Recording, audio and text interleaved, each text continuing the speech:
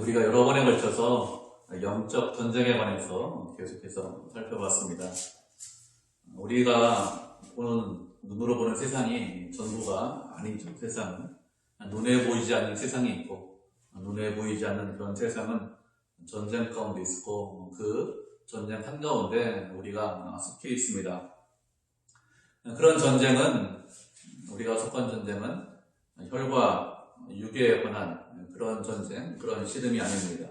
통치자들과 권세자들과 어둠의 세상 주관자들과 하늘에 있는 악한 영들을 상대해서 우리가 싸우고 있습니다. 이런 싸움 가운데 있는데, 이런 싸움 가운데서 우리가 할 일이 무엇이냐?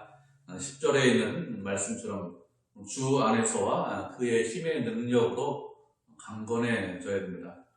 언제나 그리스도 예수 안에 있어야 돼요. 그리고 주님께서 주시는 그 힘과 능력으로 강해져야 합니다. 강해져서 우리가 싸우는 그 싸움의 상대, 영적 상대, 악한 영들을 싸우는데, 씨름을 하는데 그 전쟁에서 이겨야 되겠죠. 그렇게 주 안에서와 그의 힘의 능력으로 강건해지기 위해서 전신갑주를 입으라고 하셨습니다. 전신갑주를 취하라 이렇게 말씀하셨는데, 전신갑주라는 것은 우리가 주 안에서 강건해지기 위해서 필요한 것이 무엇인지 말씀을 하고 있는 것입니다. 영적으로 강건해지는 것이고 영적으로 강해지는 것인데, 그것을 보이는 것으로 표현하기 위해서 전신갑주다 이렇게 말씀을 하고 있죠. 14절부터 전신갑주에 관해서 구체적으로 말씀하고 있는데, 전신갑주는 구체적으로 6가지입니다. 진리의 허리띠, 의의 호신경, 복음의 신발, 믿음의 방패, 구원의 투고, 그리고 성령의 검, 이렇게 6가지가 전신갑주입니다. 이 6가지는 두 부류로, 두 종류로 구분할 수 있습니다.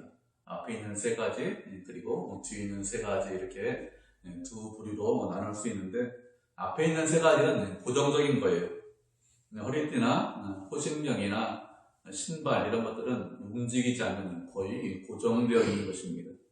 그래서 뒤에 있는 3가지, 이에 관해서 뒤에 있는 3가지는 움직일 수 있는 겁니다. 검이나 방패나 투구는 좀 자유롭게 움직일 수 있죠. 검이나 방패 같은 것은 손으로 들고 있는 것 아닙니까? 그렇기 때문에 움직이는데 크게 문제가 없습니다. 그런데 보통 이 투구는 그렇지 않다고 생각합니다. 투구도 몸에 붙어 있는 거 아닙니까? 이런 생각을 합니다. 투구라고 하면 보통 어떤 생각을 많이 하는가 하면, 중세시대 때 사용하는 그런 투구를 많이 생각합니다. 머리에 뒤집어 쓰고 얼굴을 다 가리는 유럽 사람들이 쓰고 있던 그런 것들을 투구다 이렇게 생각하는데, 그런 투구가 아닙니다. 투구는 우리나라 장군들이 쓰고 있던 모자다 이렇게 생각하시면 그게 훨씬 더 비슷합니다. 머리 쪽에 쇠붙이 같은 것이 있죠. 그렇게 머리 쪽에 쇠붙이 같은 것이 있어서 모자를 쓰고 있는데, 칼로 직접 공격할 때 그걸 통해서 좀 막을 수 있는 그런 모자가 투구라고 생각을 하시면 됩니다. 모자는 허리띠나 호신경처럼 딱 몸에 붙어있는 그런 것은 아닙니다. 투구는 어느 정도 움직일 수 있는 것입니다. 이렇게 전신갑주는 앞에 있는 3가지, 그리고 뒤에 있는 3가지, 두 부류로, 앞에 있는 것은 좀 몸에 붙어 있는 것으로, 뒤에 있는 것은 몸에서 좀 자유로운 것으로, 두 가지로 분류할 수 있습니다. 바울이 전신갑주라고 하면서 6가지를 소개를 하고 있는데, 이것은 영적 전쟁에 필요한 아주 필수적인 6가지를 말씀을 하고 있는 것입니다. 이거 말고도 더 필요한 것들이 없느냐? 그런 건 아니에요. 여러 가지 필요한 것들이 있습니다. 그런데 전쟁을 위해서 가장 중요한 6가지를 뽑았다, 이렇게 생각하시면 됩니다. 바울이 6가지를 언급하고 있는데, 무엇이 중요하냐? 순서가 중요합니다. 가장 중요하고 가장 필요한 것을 가장 먼저 언급을 하고 있습니다. 순서상 먼저 나오는 것이 중요하다 이렇게 생각을 하시면 됩니다. 14절 보면 서서 진리의 허리띠를 띄어라 이렇게 말씀을 하고 있습니다. 허리띠를 띠라는 것은 내 자신이 허리띠를 띠는 것입니다. 다른 사람이 나에게 허리띠를 띄워주는 것이 아니라 내가 띠는 거예요. 영적 전쟁을 하는 것은 다른 사람이 하는 것이 아니라 내가 하는 것입니다. 그렇기 때문에 영적 전쟁에서 가장 필요하고 가장 먼저 해야 되고 가장 우선해야 될 일이 무엇이냐? 그것은 내가 진리의 허리띠를 띠는 것입니다. 다른 사람이 나에게 채워주는 것이 아니라 내가 그렇게 띠는 것이죠. 바울이 살고 있던 시대에 사람들은 어떤 옷을 입고 있었는가 하면 통으로 만든 긴 옷을 입고 있었습니다. 지금 우리가 좀 상상하기 쉬운 것으로 생각하면 성가대 가운이나 아니면 이 목사 가운 같은 그런 긴 옷을 입고 있었습니다. 사람들이 그런 옷을 입고 있을 때는 일하기가 쉽지 않죠. 옷이 길고 좀 헐렁하기 때문에 행동할 때 상당히 불편합니다. 움직이려고 하면 길고 그렇게 헐렁한 옷이 방해가 되죠. 성찬식 할 때 제가 이제 목사 가운 입고 성찬식 합니다. 지금은 그렇게 어렵거나 불편하잖아요. 그런가 하면 우리 예배당에는 계단이 없기 때문에 별로 불편하거나 힘들지 않습니다. 그러나 계단이 있는 경우에는 성찬식 할 때 상당히 어렵습니다. 배병이나 배잔을 할 때 성찬 목사 가운을 입고 계단을 쭉 올라가려고 하면 불편해요. 내려올 때는 허리를 펴고 이렇게 좀 내려올 수 있는데 오를 때는 그렇지 않습니다. 약간 허리가 굽혀져야, 무릎이 굽혀져야 그래야 계단을 오를 수 있습니다. 그렇게 되면 옷이 밑으로 내려와서 발로 밟을 수 있기 때문에 그렇게 밟으면 성찬, 떡, 잔 이런 것들을 쏟을 수 있죠. 그래서 상당히 조심하죠. 긴 옷을 입고 있으면 상당히 불편합니다. 그런데 고대 시대에는 이런 긴 옷을 입고 다녔습니다. 그래서 사람들이 어떤 일을 하다가 먼저 어떤 일을 하려면 먼저 허리띠를 했습니다. 허리띠를 했다는 것은 이제 어떤 행동을 할 마음의 준비가 됐다 이런 뜻입니다. 그리고 허리띠를 맸다는 것은 이제부터는 자유롭게 움직일 수 있다 이런 의미가 있습니다. 허리띠를 했다는 것은 겉옷이 움직이지 못하도록 고정을 했다 이런 의미가 있습니다. 긴 옷이 움직이지 못하도록 고정을 했기 때문에 그래서 옷 때문에 더 이상 신경 쓰지 않아도 됩니다. 손에 방패를 들고 아니면 검을 들고 움직여야 되는데 그런 것들을 할 때 자유롭게 움직일 수 있습니다. 만약에 허리띠를 하지 않으면 어떻게 될까요? 그러면 움직이려고 하면 한 손으로는 옷을 잡고 한 손으로는 다른 것들을 잡고 움직여야 됩니다. 그렇기 때문에 움직이는데 상당히 불편하죠. 그렇게 되면 한 손으로는 검을 잡고 다른 손으로는 방패를 잡아야 되는데 한 손으로 옷을 잡아야 되기 때문에 검이나 방패를 놓고 잡을 수밖에 없습니다. 이런 의미로 허리띠를 했다는 것은 자유롭게 움직일 수 있다, 행동할 수 있다 이런 의미가 있습니다. 그리고 예수님께서 누가복음 12장에서 무엇이라고 말씀하셨는가 하면 너희의 보물이 있는 곳에 너희의 마음도 있다라고 하시면서 허리띠를 띠고 등불을 켜고 서 있어라 이렇게 말씀하셨습니다. 우리에게 그냥 등불을 켜고 서 있어라 이렇게 말씀하신 것이 아니라 허리띠를 띠고 등불을 켜고 서 있어라 이렇게 말씀하셨습니다. 무슨 뜻인가 하면 마음의 준비를 하라는 것입니다.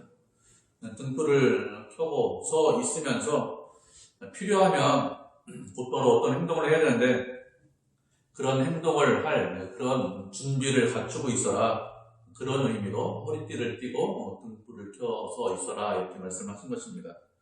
이렇게 허리띠를 띈다는 것은 마음의 준비를 갖추었다 이런 의미도 있고 또 행동을 자유롭게 할 수 있다 이런 의미도 있습니다.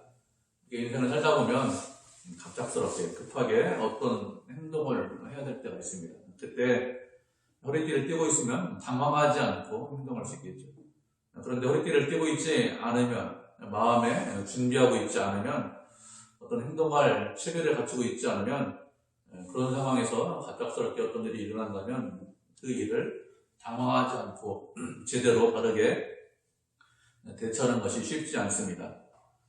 그래서 예수님께서 말씀하시기를 잘 준비하라고 허리띠를 띄어라 이렇게 말씀하시는 것입니다.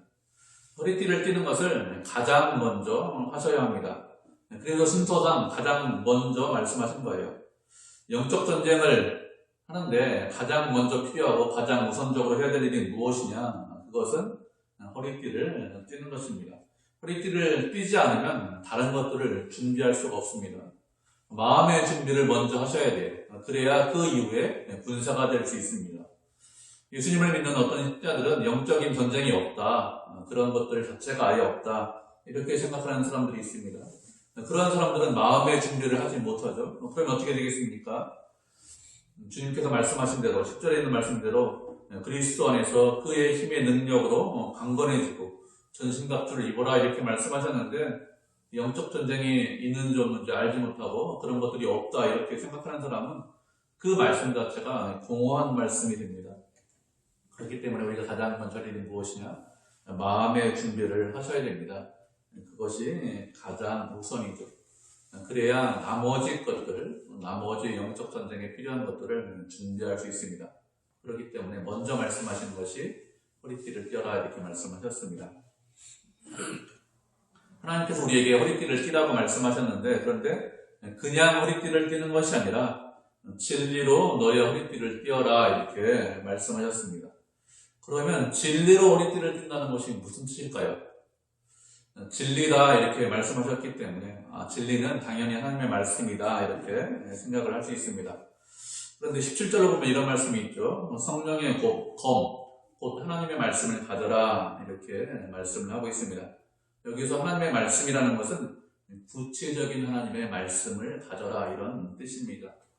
예수님께서 사탄을 대적할 때 무엇을 가지고 사탄을 대적했습니까? 사탄을 대적할 때 말씀으로 대적했습니다. 구체적인 말씀을 인용하시면서 사탄의 유혹과 시험을 이기시고 또 물리치셨습니다. 그렇기 때문에 진리라고 할 때는 이것은 성령의 검이 말씀이라고 말씀하셨기 때문에 구체적인 말씀을 말씀하고 있는 것은 아닙니다. 그렇다면 진리라는 것이 무엇일까요? 무엇을 가지고 진리라고 진리의 허리띠를 띠라고 하는 것입니까? 우리가 말씀을 한 구절 살펴보도록 하겠습니다. 요한복음 8장 31절 32절입니다.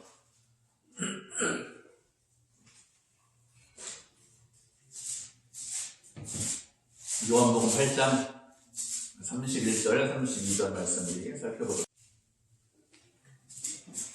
찾으셨죠? 요한복음 8장 31절 32절입니다. 우리가 한 목소리로 같이 두 절 읽겠습니다.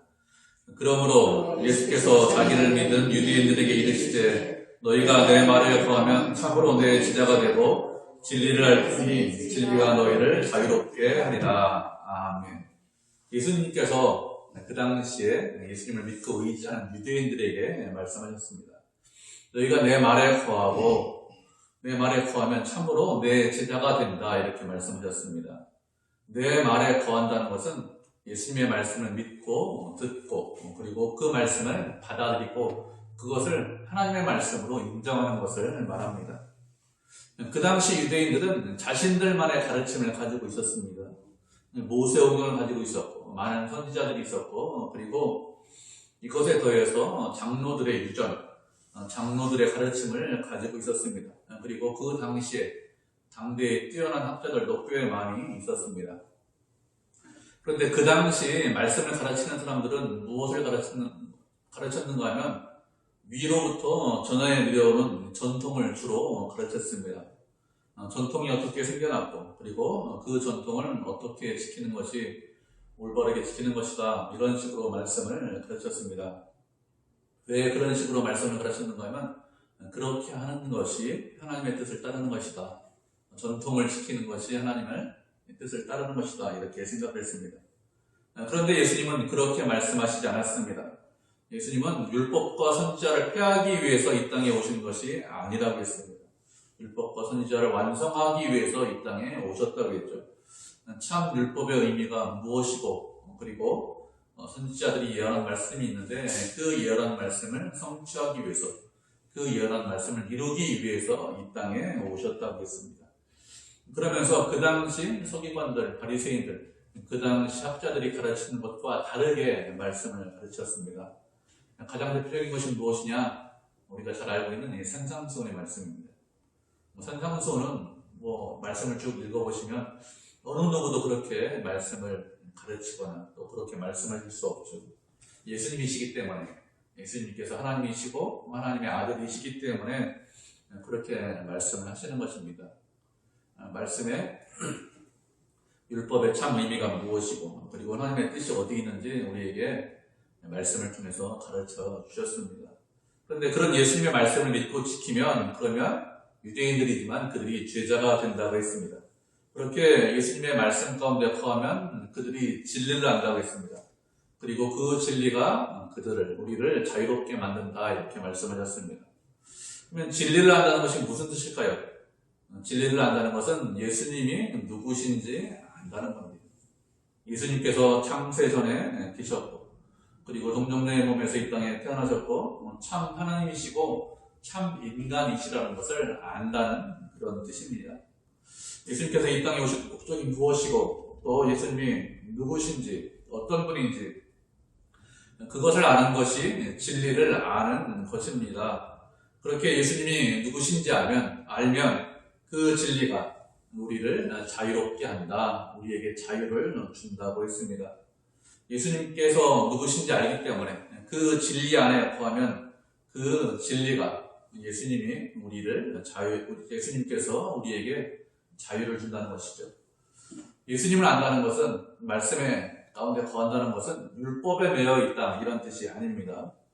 그전에는 율법에 매여 있어 살았습니다. 그래서 이렇게 하면 하나님께서 기뻐하시고 이렇게 하면 하나님께서 벌하신다. 그래서 나는 이런 일을 하지 말아야 되고 또 이런 일을 해야 된다 이렇게 생각했습니다. 근데 그렇게 율법을 알고 율법대로 살면서 어떻게 생각합니까?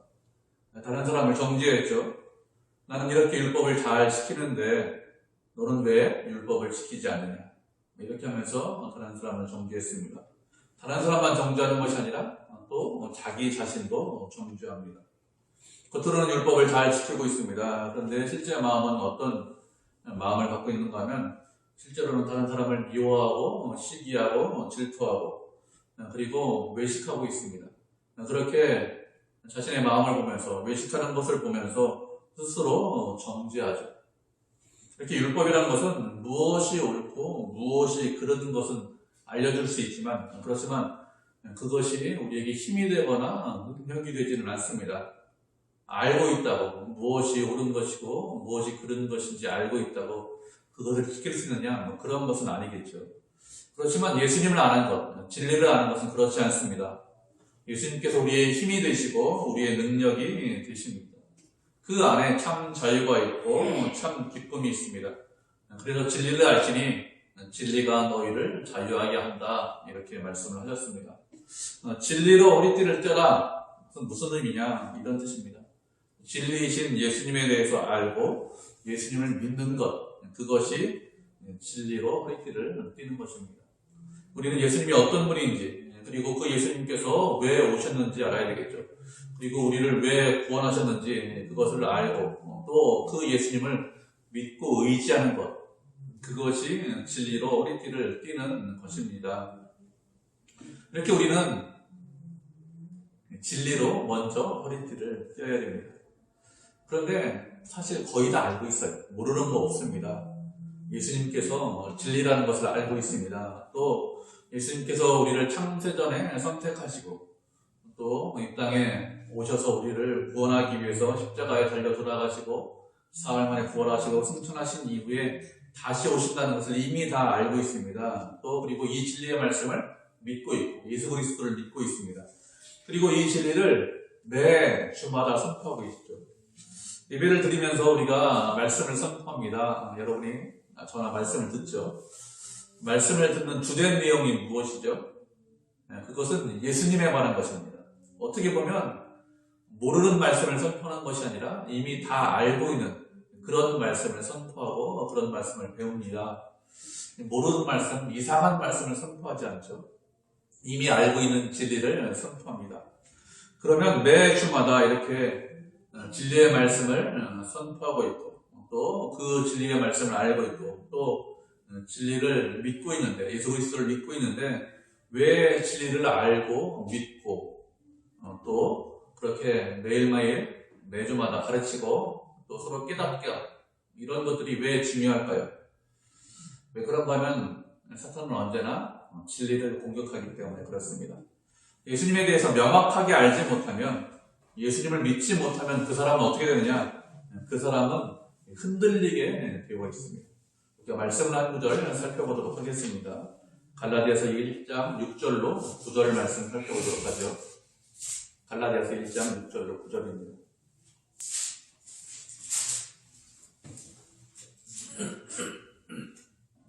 찾으셨죠? 갈라디아서 1장 6절도 9절 한 절씩 교독하도록 하겠습니다. 먼저 읽겠습니다. 그리스도의 은혜로 너희를 부르신 이를 이같이 속히 떠나 다른 복음을 따르는 것을 내가 이상하게 여기노라. 다른 복음을 따르는 어떤 사람들이 너희를 불안하여 그리스도의 복음을 변하게 하더라. 그러나 우리나 혹은 하늘로부터 온 천사라도 우리가 너희에게 전한 복음 외에 다른 복음을 전하면 저주를 받을지어다. 우리가 전에 말하였거니와 내가 지금 다시 말하노니 만일 누구든지 너희가 받은 것 외에 다른 복음을 전하면 저주를 받을지어다. 아멘. 사도 바울이 갈라디아 교회 성도들에게 편지하면서 그 성도들을 책망하고 있죠. 다른 복음을 전하면 저주를 받는다, 이렇게 여러 번 말하고 있습니다. 6절을 보면 하나님께서 은혜로 너희를 불렀다, 이렇게 말씀을 하고 있습니다. 그런데 이것을 속히 떠나서 다른 복음을 따르는 것을 이상하게 여긴다고 했습니다. 다른 복음은 없습니다. 다만 어떤 사람들이 너희를 교란하여 그리스도의 복음을 변하게 하려고 한다고 했습니다. 교란한다는 것은 왜곡한다, 아니면 상황이나 마음 같은 것을 흔들고 움츠리게 만들어서 혼란스럽게 하는 것, 그것이 교란하는 것입니다.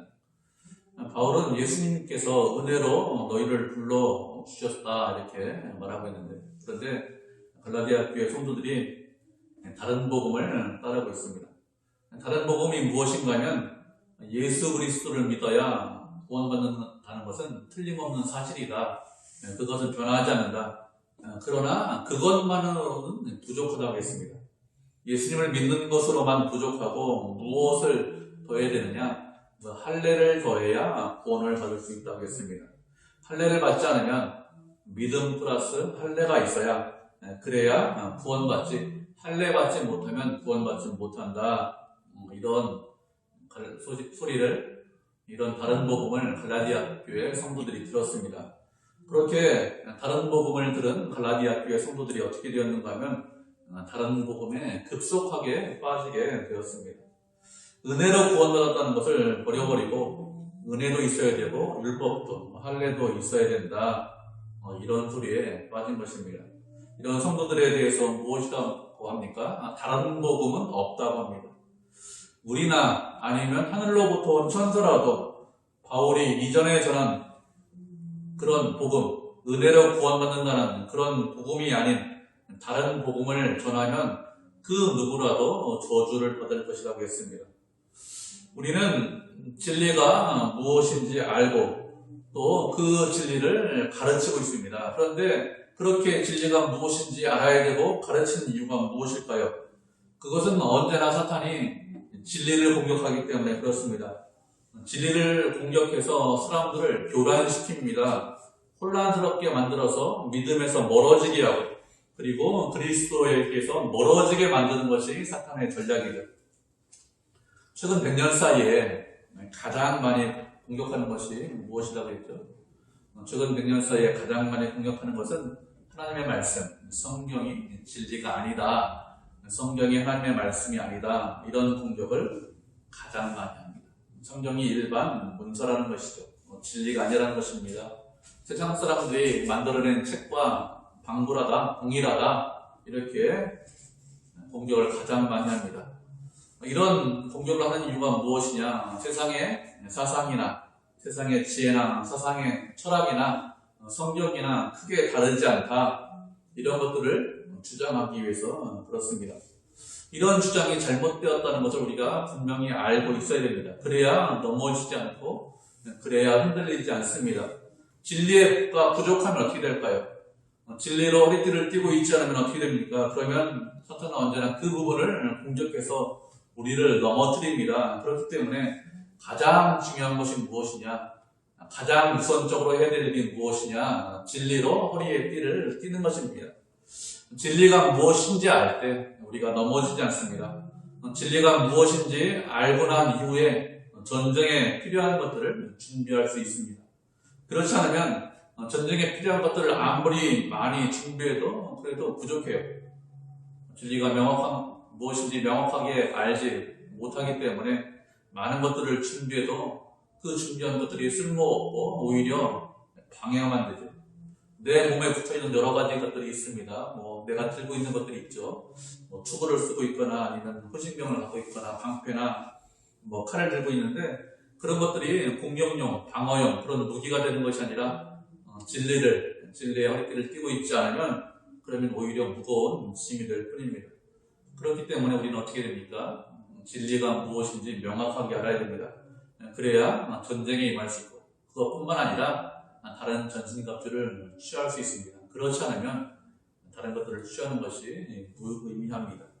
그래서 우리가 계속해서 그 진리의 말씀을 선포하고 배우는 것입니다. 그리고 또 우리가 무엇을 두 번째로 알아야 될까요? 무엇을 알아야 되는가 하면 하나님께서 우리를 얼마나 사랑하시고 얼마나 위하시고 또 우리와 함께 하시는지 이런 것들을 알아야 됩니다. 우리가 말씀 한 구절 살펴보도록 하겠습니다. 에베소서 1장 17절부터 19절까지 말씀 살펴보도록 하겠습니다. 에베소서 1장 17절부터 19절입니다.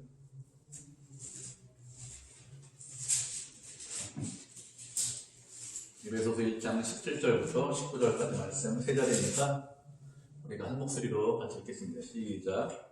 우리 주 예수 그리스도의 하나님 영광의 아버지께서 지혜와 계시의 영을 너희에게 주사 하나님을 알게 하시고 너희 마음의 눈을 밝히사 그의 부르심의 소망이 무엇이며 성도 안에서 그 기업의 영광이 풍성함이 무엇이며 그의 힘의 유력으로 역사하심을 따라 믿는 우리에게 베푸신 능력의 지극히 크심이 어떠한 것을 너희로 알게 하시기를 구하노라. 아멘.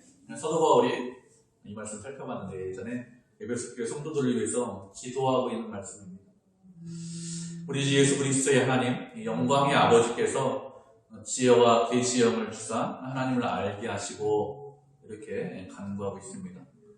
지혜와 계시의 영을 통해서 성령을 통해서 하나님이 어떤 분인지 알기를 먼저 간구했습니다. 그리고 그 이후에 무엇을 구하고 있습니까? 너희 마음의 눈을 밝히사 이렇게 하고 19절에 보면 너희로 알게 하기를 구한다. 이런 것들을 알게 하기를 구한다 간구하고 있습니다. 우리의 마음의 눈이 있는데 그 영적인 눈을 밝게 해달라라는 뜻입니다. 우리의 영적인 눈이 어둡기 때문에 깨닫지 못하고 있기 때문에 영적인 눈을 밝게 해달라 이렇게 간구하고 있습니다. 영적인 눈을 밝게 해야 그래야 우리가 하나님에 대해서 더 많이 알고 우리가 더 많은 것들을 깨달을 수 있습니다. 그리고 영적인 것들을 분별할 수 있기 때문에 마음의 눈, 육신의 눈이 아니라 마음의 눈을 밝게 해달라고 했습니다. 그렇게 마음의 눈을 밝게 해서 무엇을 해야 될까요? 부르심의 소망이 무엇인지 알게 해달라고 했습니다. 하나님께서 우리를 불러주셨는데 그런데 누가 우리를 불러주셨으며 우리를 왜 불러주셨는지 알게 해달라는 것이죠. 그냥 부르시지 않았다는 것입니다. 우리를 부르신 것, 우리가 구원받은 것 그것이 전부가 아니라는 것입니다. 그것이 끝이 아니라 구원이 끝이 아니라는 거예요. 구원이 시작이라는 뜻입니다. 그 하나님께서 우리를 불러주셨는데 그 부르심이 얼마나 위대한 것인지 얼마나 영광스러운 것인지 그리고 우리를 왜 불러주셨는지 그것을 알고 깨닫고 그 부르심에 합당하게 살게 해달라 이렇게 간구하고 있습니다. 두 번째는 성도 안에 있는 기업의 영광의 풍성함을 알게 해달라고 했습니다. 하나님께서 성도들에게 우리에게 주신 기업이 있는데 그 기업의 영광이 풍성하다고 했습니다. 그 기업의 영광이 얼마나 풍성한지 얼마나 위대하고 대단한지 그것을 알게 해달라는 것이죠. 하나님께서 우리를 위해서 준비하신 것들이 많이 있습니다. 귀한 것들이 아주 많이 있습니다. 아주 풍성한 것들, 아주 영광스러운 것들이 많이 있는데 그 영광, 준비한 것 이상의 그 영광들을 우리가 깨닫게 해달라고 기도를 하고 있습니다. 그렇죠. 그런 것들을 깨달아야 우리가 세상에 눈을 돌리지 않기 때문에 그렇습니다. 그리고 세 번째는 하나님의 크신 힘과 능력으로 우리에게 베푸신 능력의 지극히 크심을 알게 해달라 이렇게 했습니다. 하나님께서 우리를 위하십니다. 우리를 사랑하십니다. 우리와 함께 하시는데 얼마나 큰 능력으로 우리와 함께 하시는지 얼마나 큰 힘으로 우리를 위하시고 우리를 사랑하시고 우리와 함께 하시는지 그 힘, 그 능력의 크기, 그 은혜의 크기 얼마나 큰 은혜, 얼마나 큰 사랑을 쏟아붓고 계시는지 그것을 알게 해달라 이렇게 간구하고 있습니다. 왜 이런 것을 알게 해달라고 간구할까요? 왜 우리가 이런 것들을 알아야 될까요? 왜 그런가 하면 이런 것들을 알고 있을 때 우리가 뒤로 물러가지 않기 때문에 그렇습니다. 이런 모든 것들을 알고 있을 때 주님을 의지하면서 전쟁에 임할 수 있기 때문에 그렇습니다. 이런 것을 알지 못하면 어떻게 될까요? 사탄이 우리와 와서 전쟁하자, 싸우자 하면 우리는 두려워서 떨 수 있습니다. 잘못하면 뒤로 물러갈 수 있습니다. 하나님께서 얼마나 우리를 위하시고 얼마나 사랑하시는지, 우리를 불러주셨는데 그 부르심이 얼마나 큰지, 우리에게 준비한 것들이 얼마나 큰 것들을 준비하고 있는지, 그 능력과 그 은혜로, 크신 능력과 크신 은혜로 보호하고 지키시는 것, 그 크신 능력, 주님의 능력을 알지 못하기 때문에 그래서 두려워 떨고 뒤로 물러가는 것입니다. 그래서 바울이 기도하고 있죠. 그런 은혜와 크신 능력과 준비하심과 부르심, 이런 것들을 알게 해달라, 깨닫게 해달라 기도하고 있습니다. 우리는 진리를 알아야 됩니다. 예수님께서 누구신지 알아야 됩니다. 왜 오셨는지 알아야 됩니다. 우리를 창조하신 창조주이시고, 그리고 우리에게 생명을 주시고 우리를 구원하신 구원주이라는 것을 알고 있어야 됩니다. 그리고 또 무엇을 알고 있어야 되죠? 그 우리를 창조하신 창조주가, 우리를 구원하신 구원주께서 우리를 사랑하시고 우리를 위하시고 언제나 우리와 함께 하신다는 것을 알고 깨닫고 있어야 됩니다. 예수님이 우리의 힘이라는 것을 알고 있어야 됩니다. 이 모든 것을 알고 또 이 모든 것을 은혜로 받았습니다. 그렇게 알고 있고 은혜로 받은 우리가 이 세상을 어떻게 그러면 살아야 될까요? 우리는 주님의 은혜로, 주님께서 주시는 힘으로 주님을 의지하면서 하루하루 살아가야 합니다. 세상은 여러 가지 어려운 것들이 많이 있습니다. 세상에는 우리를 넘어뜨리려고 하는 영적인 세력도 많이 있습니다. 그리고 우리가 사는 세상은 그렇게 환경적으로 쉽지 않죠. 21세기인데도 지금 전쟁이 있습니다. 그 전쟁이 우리의 삶에 영향을 미치고 있죠. 그리고 팬데믹으로 인해서, 전염병으로 인해서 전 세계에 있는 모든 사람들이 고통받고 있습니다. 이런 세상에서 어떻게 살아야 될까요? 진리의 말씀을 알고 그리고 그 진리를 믿으면서 살아야 되겠죠. 진리이신 예수님께서 공급해 주시는 힘으로 우리가 살아가야 합니다. 그렇게 할 때 전쟁에서 이길 수 있습니다. 주님을 아는 것, 그것이 주님을 의지하는 것, 주님을 믿는 것, 그것이 가장 먼저이고 가장 중요합니다. 그래서 말씀하시는 것이 먼저 말씀하신 거예요. 진리의 허리띠를 떼라, 이렇게 말씀을 하시는 것입니다. 그렇기 때문에 우리는 먼저 진리로 허리띠를 떼야 되겠죠. 진리로 허리띠를 띠고 그리고 하나님의 군사로 주님 앞에 서야 합니다. 그러면서 언제나 명령에 제가 순종하겠습니다. 말씀하시면 지체하지 않고 곧바로 행하겠습니다. 이런 마음의 자세를 언제나 가지고 있어야 합니다. 진리로 허리띠를 띈 사람만 이렇게 할 수 있죠. 진리로 허리띠를 띠지 않으면 이렇게 할 수 없습니다. 진리로 허리띠를 띠고 있지 않으면 세상에서 먹고 사는 문제, 그것에 매몰되어 있기 때문에 이런 삶을 살지 못합니다. 먹고 사는 것이 전부가 아닙니다. 먼저 그의 나라와 그의 의를 구하면 하나님께서 책임져 주신다고 했습니다. 하나님께서 우리를 구원시켜 주셨고 그 하나님께서 우리에게 원하시는 것이 있다는 것을 알고 서서 진리의 허리띠를 띠고 어떤 명령을 하시든지 순종하겠습니다. 이런 마음의 자세를 갖고 언제나 하나님과 동행하고 언제나 하나님과 함께하면서 하나님으로부터 힘과 능력을 받아서 그래서 힘써 싸워서 믿음으로 승리하는, 그래서 하나님께 영광을 드리는 믿음의 성도, 은혜의 성도가 되시기를 주님의 이름으로 축복을 드립니다.